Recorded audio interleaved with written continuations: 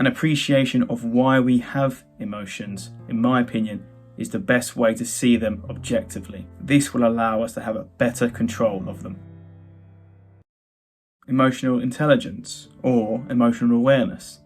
What does that term mean? It is the ability to recognize your own emotions and the emotions of others. It is about using this awareness to guide your thinking and to guide your behavior. The key to understanding emotional awareness and to understand your emotions generally is to appreciate why we have emotions. What are their purpose? What functions do they serve day to day? There can be massive differences between people regarding the way they portray their emotions. Some people may wear their heart on their sleeve and everybody gets to experience their emotions. Others can show little to no emotion at all. These are just a few examples on the opposite ends of the spectrum. There will be nuances in the way people deal with their emotions and in the way they express their emotions. The way each person deals with their emotions is unique. Ideally, everybody would like to have better control of their own emotions. Emotions like jealousy, hatred, pain, sadness, guilt, fear, and apathy, just to list a few, are not exactly desirable emotions. Of course, we would much rather feel happy, hopeful, grateful, and loved. Again, just to list a few positive emotions. An appreciation of why we have emotions, in my opinion, is the best way to see them objectively. This will allow us to have a better control of them. Of course, we would want to experience positive emotions all the time. So why is that not the case? Why do we have negative emotions at all? Things start to make sense when you look at it from an evolutionary perspective. It is relevant to look at it this way, as although our environments have changed a lot, our brains haven't changed as much. We still have these ancient reward systems in our brains that keep us alive. Put simply, we have these good emotions that act as positive reinforcers for us to carry on doing those things that are good for us. For example, eating feels good. It provides our body with the energy and nutrients that it needs.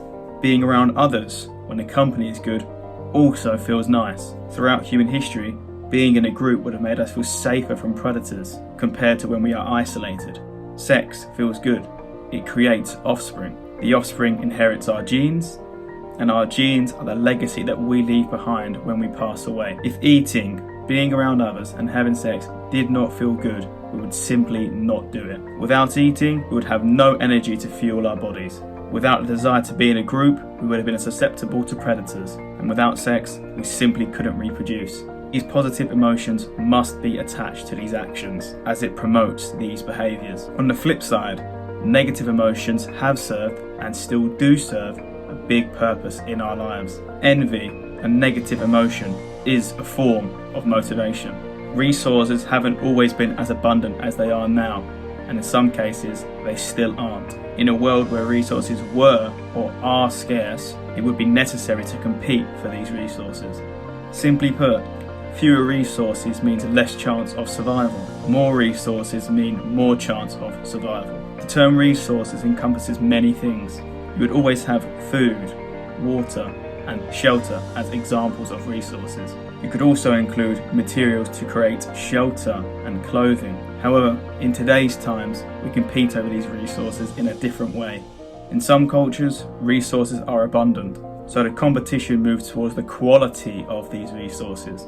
For example, we want to eat at the best restaurants, we want the fanciest cars and clothes, and we want the biggest houses. It's not as if there is a lack of resources in these societies, but our ancient brains still feel the need to have the most. And in today's times, the most means having the best. Our competitive drive is part of human nature. It is innate. If we feel like we are going without or having less than the next person, we want to level the playing field. We do not want to be missing out. This competitive drive, competing with other people and measuring yourself against other people, is also known as keeping up with the Joneses, which is something that Gary Vee alludes to a lot in his content.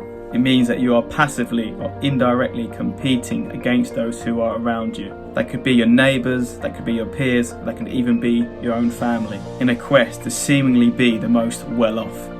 Envy comes from the drive to compete. Some people see others achieve. The initial feelings are envy, People always want. When we see others get what they want, it makes us feel like we too should be getting what we want.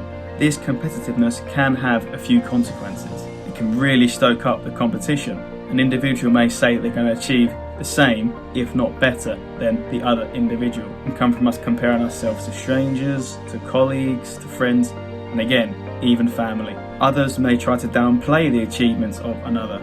Some people's confidence may be knocked by seeing others achieve, and some people may not care at all. Understanding why we feel envy is the key to being able to control our envy. There is, of course, a balance here. If envy is motivating you to achieve something, that's all well and good. It's when it manifests itself in toxic behaviours do we need to regain control.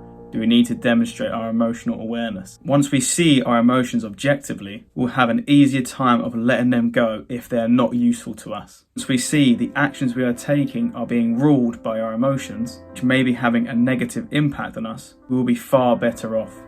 Now, this isn't to say that you're going to be perfect if you're aware of why you feel the things that you do, but it's going to give you a better chance for you to be in control of the situation, for you to be in control of your emotions, of you to be in control of your life. We'll be able to make better informed decisions. We will not overspend and leave ourselves in a vulnerable position financially. We will not excessively restrict our diet and put our health at risk. Or the other way, eating excessively, again putting our health at risk. We will not put our self-esteem in the hands of things that will ultimately destroy our self-esteem, such as looking for verification from others, rather than seeking validity from within ourselves. Now, this is not everything when it comes to emotional awareness. There are certain small things that happen day to day. Things like being angry when someone overtook you while she was driving. Things like being angry when someone cancels their plans with you. And just generally when things don't go your way. Having a look at these situations, taking a step back, and understanding why you feel the way you do about them will enable you to cope in a better manner. It's important to have a think about why another person has acted the way they did in a situation that has bothered you. Maybe they were having a bad day and they were not in control of their emotions. It's important to note here that whilst adding context will help you out, another thing to consider is that you're not in control of these external factors.